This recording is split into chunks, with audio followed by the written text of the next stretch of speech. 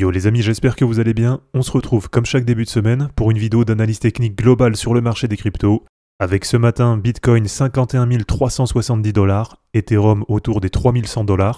Et il semblerait, comme je vous l'avais présenté les dernières semaines, qu'Ethereum soit en train de reprendre de la dominance par rapport à Bitcoin, donc c'est ce qu'on va voir dans cette vidéo. Donc on fera bien sûr un petit tour sur les charts pour voir les niveaux qui nous intéressent pour cette semaine.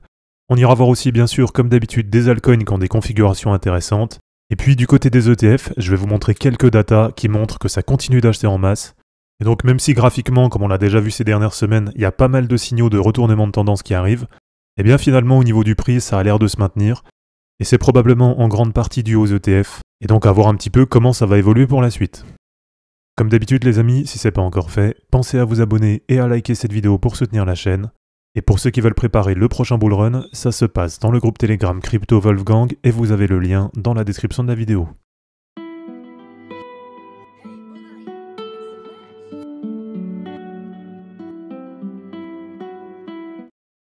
Alors on commence rapidement sur la Total 1, Total Market Cap de l'ensemble des cryptos. On est autour des 2000 milliards de dollars. On a un RSI hebdomadaire qui est très largement sur achat. Et sur les retracements Fibo, on est entre les 0,382 et les 0,618 de Fibo, avec un palier psychologique assez important, donc 2000 milliards de dollars. Et si on dézoome un petit peu, voilà, les dernières fois qu'on a été au-delà des 70 de RSI, donc on était très largement dans la zone de surachat, eh bien c'était lors du précédent bull run, donc à peu près à partir de fin octobre 2020 jusqu'à mai 2021, qui avait signé, on va dire, la fin de la première phase sur le précédent bull run. Donc comme d'habitude, hein, attention, voilà, on n'est pas forcément dans des bonnes zones pour rentrer actuellement, puisque naturellement ce qu'on attend quand on a ce genre de RSI qui est vraiment très haut, ça va être une correction sur le marché. Et ça c'est valable que ce soit sur la Total 1, sur la Total 2 ou sur la Total 3. Donc qu'on parle uniquement des altcoins ou alors qu'on inclut Ethereum et Bitcoin, voilà, globalement on a à peu près les mêmes datas partout, avec notamment du côté de la Total 3, donc Total Market Cap de l'ensemble des altcoins, une grosse divergence baissière qui est en train de se mettre en place. Donc on a le prix qui continue à monter, alors que dans le même temps on a le RSI qui baisse. Ça veut dire qu'on a de moins en moins de force acheteuse sur les altcoins. Et donc naturellement ce qu'on attend après ça, ça va être une petite correction sur le marché. Et dans les niveaux qui peuvent paraître assez intéressants, on va dire en termes de retracement. Voilà, sans attendre non plus un énorme dump sur le marché, sauf si on a vraiment une très mauvaise nouvelle. Mais sinon tout simplement, là on est à peu près autour de 550 milliards sur les altcoins. Et donc on a un premier niveau de repli plutôt intéressant sur la Tenkan Hebdo autour de 500 milliards, donc ça ferait à peu près moins 10% sur les altcoins. Et sinon, on a la moyenne mobile 20 hebdo qui est en train de monter, qui est en train d'arriver. Et donc le temps qu'elle remonte un petit peu, on voit que sur les semaines précédentes, on a plusieurs fois méché sous ces niveaux. Et donc pourquoi pas, sur les altcoins, on pourrait trouver un bon niveau support dans les prochaines semaines, entre 465 et 500 milliards. Donc ça nous fera à peu près entre moins 10 et moins 15% sur les altcoins. Alors du côté de Bitcoin, on l'avait déjà signalé quand même la semaine dernière dans l'analyse. Donc là c'est pareil, on a une divergence baissière qui est en train de se mettre en place sur de l'hebdo. Maintenant, comme je l'ai dit en intro de vidéo, du côté des ETF, c'est ce qu'on va voir après, ça continue d'acheter en masse.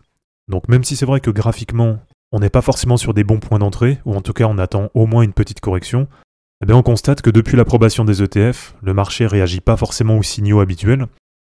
Et donc même si on a tous les signaux un petit peu en surchauffe, ça va continuer de monter sur les dernières semaines.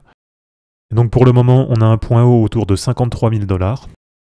Et donc en cas de baisse, les niveaux supports à surveiller sur Bitcoin, ça va déjà être les 0,382 de Fibo à 49 000 $. Et sinon, si on a un retracement un petit peu plus important, on a la moyenne mobile 20 hebdo qui est en train d'arriver sur l'ancienne résistance à 41 600 $. Donc là on voit que c'est un niveau support qui a été travaillé plusieurs fois. Pour le moment, ça a toujours tenu. Et donc en termes de points bas, voilà, je pense que c'est vraiment ça le niveau à surveiller. Si sur les prochaines semaines, on arrive à rester au-dessus de 41 600 $, voilà, ça reste extrêmement positif pour la suite. Et à 2 mois du halving, si on n'a pas de gros dump d'ici là, si on arrive à rester dans ces niveaux, ça promet quand même pas mal de belles choses pour la fin d'année 2024. Alors du côté des niveaux à surveiller à la hausse, ça je vous l'ai montré sur les semaines précédentes, si on arrive à breaker cette dernière résistance autour de 53 000 $, et comme je vous l'avais montré, sur Ichimoku, ça correspond au dernier point haut sur le nuage. Donc là vraiment, si on arrive à passer ce niveau, derrière il n'y a plus aucune résistance. Et donc le plus probable, c'est que si on vient à passer les 53 000 $, l'objectif d'après, il est très clairement défini. Ça va être l'ancien point haut, on va dire jusqu'à mai 2021, donc sur la première phase du précédent bull run. Et donc en cas de passage à la hausse des 53 000 $, ça nous fera un prochain objectif autour de 60 500 $. Alors du côté d'Ethereum, c'est pareil, hein, c'est plutôt pas mal, même si pour le moment, ça ne passe pas la résistance à 3100 $. Et comme je vous l'ai montré sur les dernières semaines, alors pour ça, on va se mettre sur la paire ETH BTC. Voilà, on arrivait sur la résolution d'un très très gros triangle qui a commencé en 2017. Et donc sur les dernières semaines, je vous l'avais présenté, ce que j'attendais de mon côté, c'était une touchette sur la trendline basse du triangle. Et là, j'attendais non pas une cassure à la baisse du triangle, mais bien un rebond. Donc j'attends une surperformance d'Ethereum là sur les prochaines semaines. Et dans un premier temps, ce que j'attends sur Ethereum, c'est de revenir tester la trendline haute. Et donc comme je vous l'ai tracé ici, ça nous fera une surperformance d'à peu près 30% d'Ethereum par rapport à Bitcoin. Et pour le moment, ça se déroule parfaitement, puisque depuis le deuxième contact sur la trendline basse, on a déjà une récupération d'à peu près 17-18% sur la paire ETH BTC. Et donc à voir comment ça va évoluer par la suite, mais pour le moment, voilà, j'ai toujours comme objectif d'aller retoucher la trendline haute, et donc de revenir à peu près autour de 0,068 sur la paire ETH BTC. Alors du côté des altcoins, je vous remonte quelques charts qui nous intéressent, avec déjà en premier lieu Alephium, ALPH.